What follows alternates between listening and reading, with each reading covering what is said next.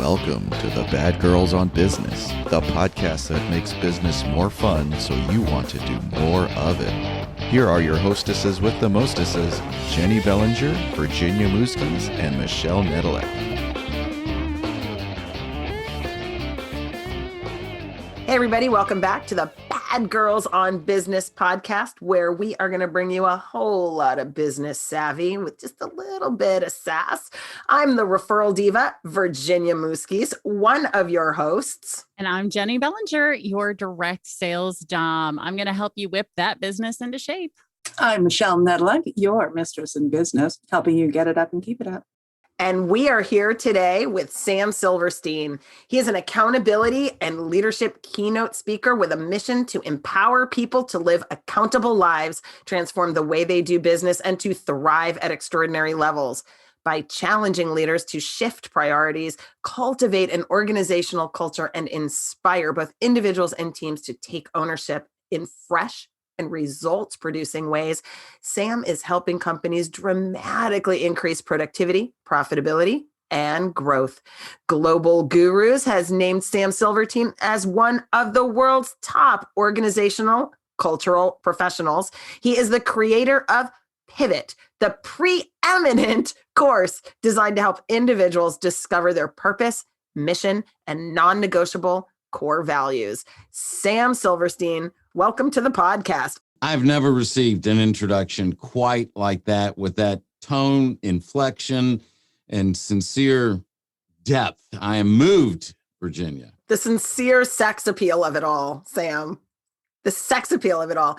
Jenny, I'm going to leave this one to you, since Sam is on your bucket list. Yeah, he is. Yeah. And isn't it fun when you get introduced to someone and you're like, I didn't even know I wanted to meet you, and now I really, really want to meet you, right? Well, I never knew I was on someone's bucket list before. So I'm like, this just made my day right here. We can stop right now, and awesome. I'm more than satisfied. I love it. So Sam, tell us, how did you get into where you are now? Because a lot of people are going, okay, all that bio sounds amazing, but why should I listen to this guy? Like, what's your experience with the leadership piece and how you get people to actually pivot, which is like, I'm pretty certain that was the word of 2020, right? How'd you get to this space where you are now? I've written 11 books. I've had my own business, sold to a Fortune 500 company. And I've worked with leaders in organizations and government agencies literally around the world, helping them understand what it takes to build an amazing culture, one that inspires accountability in the culture as an organization, and one that helps their people grow to be the best. And the one thing that we need to put right out on the table is, when I use the word pivot, I'm not talking about changing what we do. I'm talking about changing how you think, because that's the only way that we make the moves that we need to make to get ahead and to grow and achieve what we're trying to achieve. Yeah. And the mindset piece is such an important piece. So how are you helping people get into their head so that they can get out of their way? Asking questions. So here's the deal. I realized, I've been studying accountability in organizations, accountability in leaders for a long time. And something really clicked this past year, actually, as I was on my way to a speech, and it was these three questions that came to me. And the three questions are: what do you believe? What do you focus on? And what do you commit to? And what I found is that when I have that conversation with somebody, it blows their mind. And then what happens is they realize that the results that they're getting, the less than desirable results that they're getting, are directly related back to a belief that's not producing for them. And so the leader that says, we got to change what we're doing around here, will never get it right. They have to change what they believe. And then only then do you make that permanent, lasting change in what you do. So with doing that, this is the fun piece. Okay. Got to figure out the wording on this one, right? So, the leader, right, wants to believe that they already know everything. Yes? Right. Yeah. Right. Absolutely. Yes. So with that belief that I already know everything, let's say that I'm the leader you're working with, right? How do you then, is it just those three questions? Does that work with the leader themselves, or are those three questions what you need to ask the team? Or are you doing that with all of them? Okay, so if we're dealing with an organization, it all starts at the top. It starts at the top. If the leader's not on board with where that culture is going to go, if the leader's not on board with building an organization that prioritizes and inspires accountability, then the chances of really hitting the bullseye throughout the organization are pretty slim. So the leader has to buy in. And there are some leaders that they get it. And they're doing well, but they're the ones that always want to get better. And so, as you know, you guys, you work with leaders, you work with organizations, entrepreneurs. Those are the dream clients because they're open, they're receptive. They want to hear what you have to say. They try to evaluate not whether or not it's right, but how do I put this into action? And so the leaders that resist, that fight, some of those you can reach, but some of those you can't. And so I don't try to reach everybody. If they're not open to it, you know what? I'll send them to somebody else because they're not going to be a great client. This all comes down to being people first. It's like, I see this all the time, where the CEO says, we have to have amazing customer service culture. We need a culture of customer service. Well, the reality is, your customers can never have a better experience with your people, with the organization, than your people are having inside the organization. So if you can't master that, it has to be people first, customer obsessed. And it's only when you get to that mindset that you can produce the result you want. So yeah, some leaders buy in and some don't. And if they don't buy in, you can only try so hard. But the leader that says, you have to earn my trust, the leader that says this isn't personal, it's business, those guys and gals don't get it. They don't get it. Agreed. Because people do business with people. Something I've been saying for a long time, because I work in the direct sales network marketing industry, right? There are 30,000 representatives for the company that you work for. Why should they do business with you? Because they like you, because they know you. They're not buying your product. They're buying you. You just happen to provide the product with that purchase, right? It's all about you. I think 100% got to agree with that. That's amazing. I mean, it's like, yeah. And so I wouldn't hesitate to ask a leader. And I've gotten to the point where it's just, I don't want to say I don't care, because I care, but they either come along and get on board or go elsewhere, because I don't have the time to flop around and fail. All right. My goal is to help people. And if you're going to fight me, don't hire me. But look, name one conversation you can have in a company that's not personal. Name one. And you can't. That's just it, because we could be talking about manufacturing widgets, but if Michelle and I are talking and I say something and then Michelle if she calls me an idiot, well, then am I going to take that in a business manner, or am I taking that personal? It's personal. And so, yeah, absolutely. Everything is personal. And the leader that doesn't grasp that doesn't have the intellectual sophistication to move to the level they need to move to get their organization to the level they want it to be at. I think I know the answer that you're going to give based on what you've been given so far, but how do you deal with business owners that hire you and go, my team needs to be accountable for this, and we're going to nail them to the wall and get stuff done, which of course creates terror in the organization going, I don't really want to be accountable anymore. Thank you. Well, yeah. So here's the deal. First of all, when a leader says, I need you to come in and tell my people to be accountable, I know there is an accountability problem, and I know exactly where it's at. It's at leadership. The reality is, what I've discovered is where accountability is keeping your commitments to people. But I'm not talking about tactical commitments. I'm talking about relational commitments. And most leaders have not delineated the difference between a tactical commitment and a relational commitment. A tactical commitment is spoken. A relational commitment, for the most part, isn't or doesn't need to be. A tactical commitment connects to things. Relational commitments connect to people. And so a tactical commitment would be, I'll be here at 4:00. A tactical commitment, I'll get the proposal done by noon tomorrow. Those are all tactics. We're doing stuff. We're responsible for things, but we're accountable to people. If you're trying to hold people accountable, that means you as a leader are trying to manipulate people to do more for you. If you walk, if I walk into your office and I say, I'm going to hold you accountable, you have to be accountable.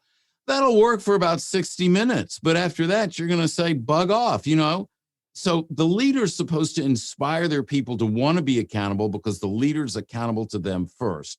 And you're accountable by making and keeping these relational commitments, like a commitment to the values, a commitment to stand by you when all hell breaks loose, a commitment to it's all of us. If you fail, I fail. If you succeed, I succeed.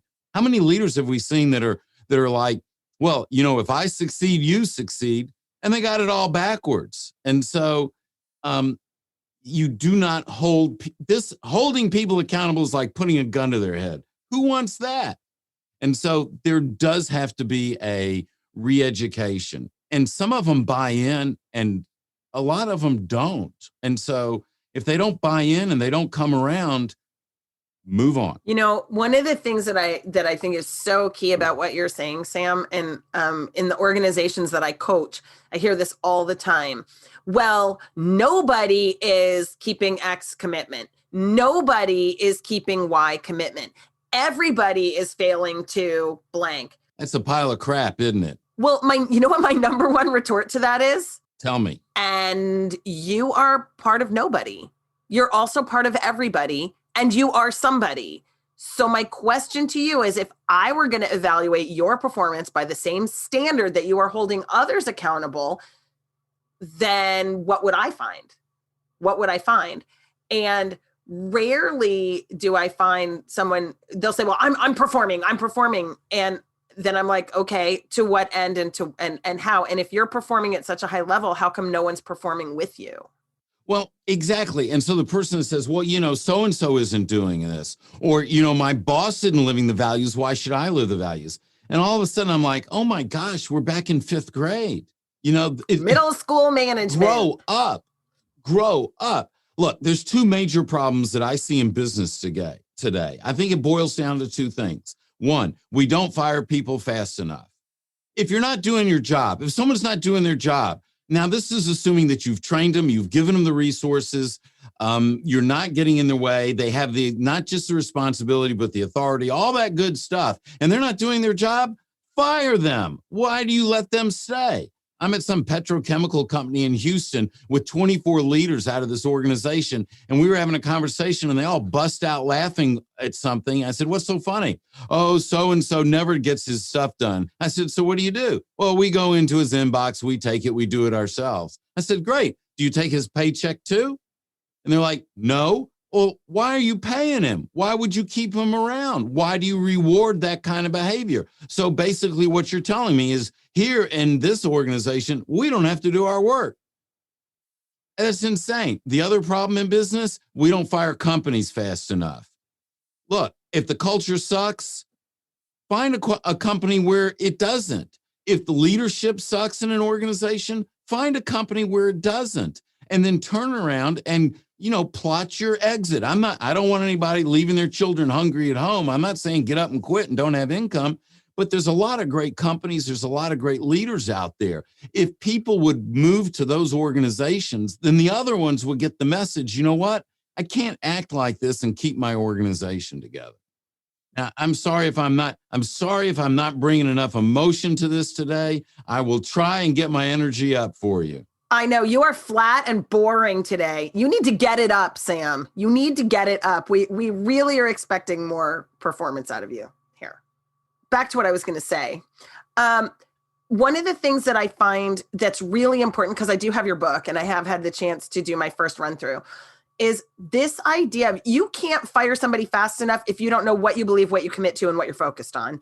Nor can you evaluate the match or mismatch between yourself individually as an employee or as a member of any organization unless you know what you believe in, what you commit to, and what you focus on. And the biggest thing that I encounter in my organization is that people think they believe something, they think they're committed to a thing, and they think they're focused on a thing. And it couldn't be further from the truth. And I believe that like 360-degree leadership is everything for me, right? You are a leader, whether you just walked in on day one and you are the corporate shoe shiner, or you are the CEO, you lead from somewhere. You're responsible for believing the beliefs and committing to the commitments and focusing on what you're supposed to be focused on. And people have such a hard time with that. Why is that so hard? And look, I'm part of everybody. Okay. Like I'm somebody part of everybody as well. So I'm not pointing the finger at anybody. This is just as much for me as anybody who's listening. So here's some things that I've observed. Just because you say it doesn't make it true. All right. So just because someone says it doesn't make it true. A.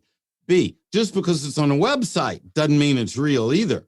Just because you say these are my values doesn't mean that they are your values. I hold at 6:30 Central Time on Wednesdays on Clubhouse. I've been having a room focused on with some peers focused on the C-suite culture conversation. We've been talking about this.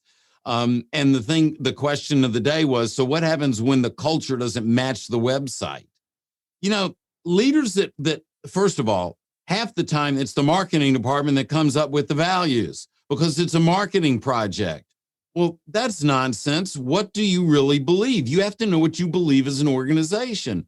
And if you put values out there and you allow people to stay that aren't living the values, then those aren't your values. And so then what happens is you're saying these are our values, but they're not your values. So what does that make you? It makes you a liar. Who wants to go to work for a liar? So yeah, there's a big problem. If you go to work for an organization and they say, this is what we value, then it better show up. And if you're a leader and you don't care whether it shows up, well, then there's a whole list of problems. Now, here's the thing. And all three of you know this. This is not rocket science. This is not that difficult. But you have to be willing to say, this is what I believe. Now, here's what I've discovered. First of all, when I ask somebody, what do they believe? They freak out because they think, well, I'm talking religion or something here. But you need to know, what do you believe about everything? What do you believe about people? What do you believe about the capability of those of others around you? What do you believe about potential? What do you believe about opportunity in the region or the area that you operate your business? Now, here's the thing. Core beliefs are based on something. You better know what your beliefs are based on. You need to know what your source is. Now, your source for your personal core beliefs may be some traditional writing like the Quran, the Bible, the Torah. It could be the Hitchhiker's Guide to the Galaxy. It could be the Joy of Sex. It could be Aunt Agnes or Uncle Jim. I don't care what it is, but you better know what it is because you need to be able to go back to it and refer to it and live it consistently. The problem is people say one thing on Friday, Saturday, Sunday, and then they say a totally different thing or act a total different way in the boardroom on Monday. So you need to know what your source is. You need to know what it is that you believe. Your beliefs are inward facing. I don't need to know what you believe. But those inward-facing beliefs turn into outward-facing values. Now, this is what people in any organization connect through. They connect through the values. They don't connect through the products. They don't connect through the services. They don't connect through the customers. They don't connect through the building. They connect through values. So if you haven't identified an amazing set of values, and if you aren't living those values to what I call the level of non-negotiable, they're not your values. You're not building the relationships. Without a relationship, you're not going to have accountability. And so the whole thing is going to come back to those values. I can't think of how much money a company would save knowing that, so that they're not hiring the wrong people for starters, and so that the right people aren't kind of showing up at crappy companies. But I can't help but think of a couple of companies that I got fired from once upon a time many years ago when I was an overachiever. And I can't think if they actually posted what their real values were on the wall, nobody would work for them. Right. So if you want to build a company that attracts the best and retains the best, this is what you do. So I'm talking to an organization in South Dakota. and their unemployment at the time was virtually zero. I mean, before the pandemic hit, unemployment was so small. No, there was really no one looking for a job. And I'm having this conversation with them, and they go, "We can't fire someone for not living the values. We can't find enough good people to replace them." So now it doesn't matter. The values don't matter. So now, then there's this company, a home builder that I have been blessed to get to know out of Lubbock, Texas, and they operate in Lubbock, Amarillo, Midland, Odessa. They have a waiting list for over a year to buy a home from them. Now think about this, a waiting list, and they build homes in the affordable price range. They're in I think they're in the 120, 140,000 to maybe 260, 280, and they build an incredible home. But the president told me they could sell their homes for $40,000 more per home than they sell them for. And that's a lot of money in that price range. And I'm like, so why don't you sell them for $40,000 more? And he says, well, when someone moves into one of our houses, we want them to have equity right away. We believe that's important. Now, play this out. When they have a job opening in an area where they have zero unemployment, they get between 40 and 100 applicants for those jobs. And so I asked him, I said, what would you tell the guy in South Dakota who says he can't find enough good people? And without batting an eye, he says, maybe you haven't built a company that's good enough to attract those people. You're getting us all totally excited around here. We're all losing our minds going, yes! Why don't people get this? I'm getting tingly all over. I love it when everybody's excited. I mean, that's the first step. It is. So I am totally loving it. And I do want to talk to you about this because I'm in Calgary, Alberta, Canada. And we have in the past, I can't say it's going to happen anymore. Let's go up to Sunshine and do a little skiing. Absolutely. Snow's perfect. And it's warming up right now, so you can ski at plus temperatures. Yeah, it's double digits now. No, it's single digits. Anyway, being able to, we have a ton of economic curves. So we historically will have booms and busts almost on a 5-year basis. So if it's going well, you know that 5 years from now it's going to bomb, but 5 years after that it's going to be awesome again. And I can't tell you how many people have that same kind of thought process of, there's nobody's hiring, so we got to go on a hiring freeze. Nobody's leaving, and they base their decisions on the marketplace, and it drives me nuts. But I think it's more than just whether or not the market's up and down and whether there's people to hire and stuff. Talk to me about how that mindset affects their consistent incomes, regardless of the marketplace. So clarify that. You're saying they're not hiring because... So they'll go into a hiring freeze and just not hire people when there's nobody available. And then when the market goes down and there's a ton of unemployment, they'll dump their people in an unemployment in order to get other people. Oh, so you just totally trashed your culture. Yeah, you ditch your shitty workforce and hire the better workforce when you think you can attract the better workforce because there's more people looking. Right, but why would they come to work? Who wants to go to work for an organization like that? That's just totally backwards. And so where's the brains in that organization? Who's calling the shots there? It makes no sense whatsoever. What does make sense? Because if they're listening, I want them to know. I'm rattling their chain going, it doesn't make sense to do that. What makes sense? What makes sense is... I'm in service to the business owners of Calgary. Here's the deal. You need to know what the purpose of the organization is. Just like, we started on this. We need to know our unique purpose. Our unique purpose, then we need our mission. Our mission is our purpose in action. Purpose is inward facing. Mission is outward facing. And you need to create a set of values because the purpose is the why, the mission is the what, and the values are the how. And so a company that thinks that their purpose is money is the bottom line is just totally screwed up because money is never your purpose.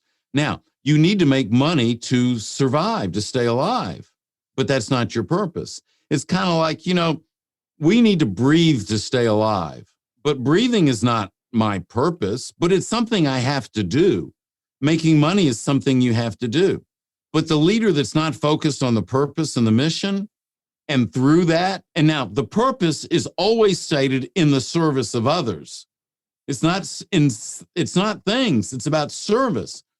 The leader that's focused on the bottom line instead of the people, they may make money because it's not that difficult to make money, but they're not going to be the best they could be.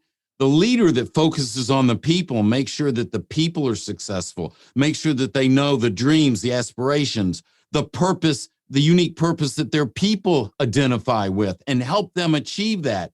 Then what happens is all those people want the leader to succeed. And so what do? They focus on the bottom line. So you have a choice. If you're a leader, either you focus on the bottom line or your entire team focuses on the bottom line. I would rather have an army of men and women focused on the bottom line and let me focus on them.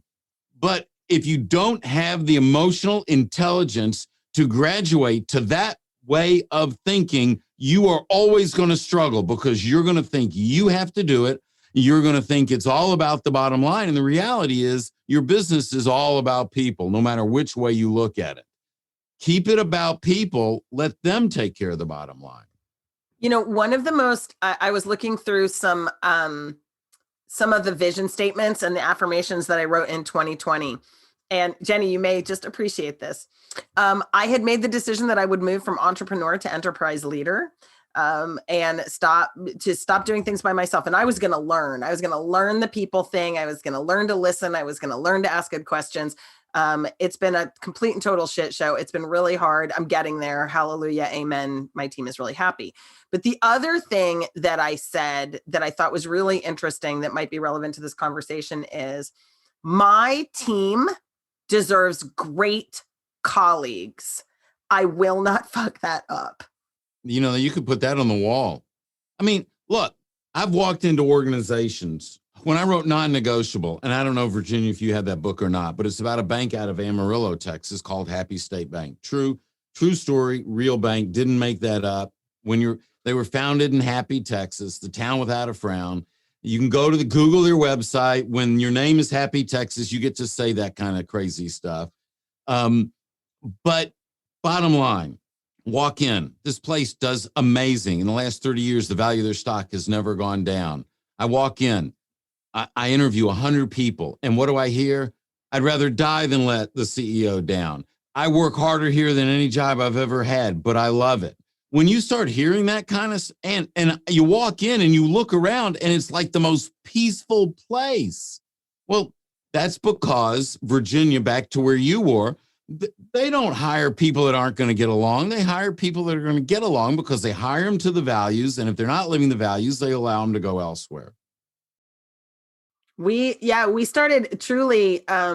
It was interesting when we bought our BNI business. We kind of sort of inherited a team. And one of the biggest challenges we had was that the team we inherited was they were just raised on a different sort of juice. And the best thing that happened the other day, somebody on the team calls me up and says, "Hey, I think I have a really great person to join the team. And I think everyone is going to really love working with him." That was the comment was I think everybody on the team is going to really, really love working with him. Now, I don't know if you have an opinion, but I think we really like the person. I was like, listen, if you think they're going to be a great colleague and they know the role, they can do what they're asked to do, they can protect the team and they can make other people look good. As long as they can do it, I don't have to like them. But my guess is that if the team is happy, I'm happy and everybody's doing so I'm going to like them. What's not to love? Well, and that should be defined as part of the values too. Values a great set of values is not just a great set of words. A great set of values has values in its totality that connect to 4 areas. You have to have foundational values, which talk about the character of the organization, professional values, which talks about what excellence is here, relational values, which talk about both external relationships and internal relationships, and community values, which talk about how you connect to and serve the community that you live and operate in. And so it's those relational values that say how we're going to get along here. You get to define, you get to say, we're going to have great relationships. You get to say, we're not going to argue, that we're going to respect each other. Of course, it's your responsibility to make sure you're stepping it out. You know, the situation at Happy State Bank, which has an amazing set of values. One of their values is you're going to laugh at work. One of their values literally is laugh at work. They do not allow you to have a negative attitude.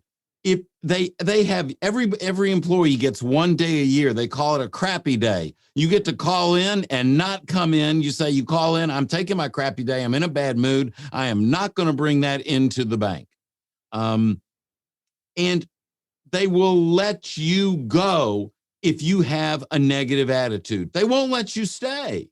I'm speaking to a group of 300 bank presidents, Independent Bankers Association of Texas, which is where this bank is. They have 53 locations or 56 locations, 5.3 billion in assets. This isn't just a little minuscule 5-person thing that you say, oh, it's easy to control the culture. And I asked the people in the room, how many of you work with someone who has a negative attitude? 300 people in the room, 299 hands went up. The only hand that didn't go up was the president of Happy State Bank, all the way in the back of the room. And I called him on it. And I said, how come you didn't raise your hand? And he says, we don't allow people with a negative attitude to stay in the bank.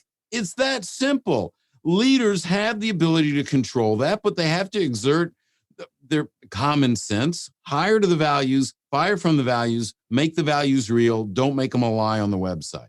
Jenny, I'm going to make sure that the team never listens to this podcast because all y'all are going to fire me.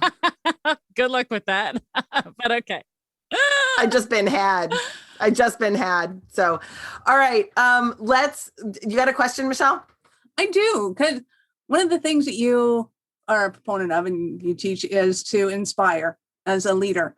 And what about people who feel like, well, I'm a good technician at what I do, and if you need help, come ask me a question, but I'm not a really inspiring kind of person. Like a lot of introverts will say that usually. Extroverts will pretend they are. How do you get somebody to actually inspire somebody? As a leader? Yeah. You don't have to go into the room and go rah rah. That's not what's going to inspire me. Be transparent, be authentic, tell the truth. Be there when my life is crashing down around me, when I have problems at home. Be there for me, support me. Let me know that I'm not alone on this journey. You've inspired the heck out of me because I know that you're there for me. I'm going to be there for you. And so you don't have to have this gregarious, outgoing, rah-rah attitude. If you do, that's fine. But if you don't, that's fine too. That's not what it's about. It's about making and keeping these 10 relational commitments and showing people that you put them first, that it's people over money. Amen. Hallelujah. I don't know how you ladies are feeling, but I'm feeling pretty good. Are you ready for a cigarette yet? I don't smoke, but if I did. All right. So, real quick, I found our questions. So this is our rapid fire questions. So ready? Sam. I'm ready. Marketing. Yeah. Seduce them or dominate? Seduce. Networking. Exhibitionist or voyeur? Voyeur. Leadership. Gentleman dom or power sub? Gentleman dom. Delegation. Married or mistress? Married. And the last one, entrepreneurship. Monogamy or polyamory? Polyamory. All right. I love it. I don't know if we have time to unpack that or if we even should, but we know what we all meant. And now we have your Bad Girls on Business profile, which is good stuff. All right. We're going to do takeaways in the last word. Michelle, takeaways from today's conversation. I love the conversation. And to me, the accountability is, it's not that pressure cooker that a lot of people refer to it. It's the being able to go inside and just go like, hey, what do I really want to create in this? And take it out. I love it. Jenny Bellinger. Yeah, I'd have to say I love the way that you explain how, the connection between certain things, how, beliefs are like your internal, your values are your external. That's what shows up outside. Because there's so many people who go belief and values, same thing, right? And it's like, no, not the same thing. But, that's such an easy, simple way to explain the difference between the two. So I love that, because I love anything that's going to make it easy to differentiate. So great job. Thank you. For me, I love people first, customer obsessed. I love that. It's going on my wall, Sam Silverstein. It is going on my wall. Sam, what's your last word?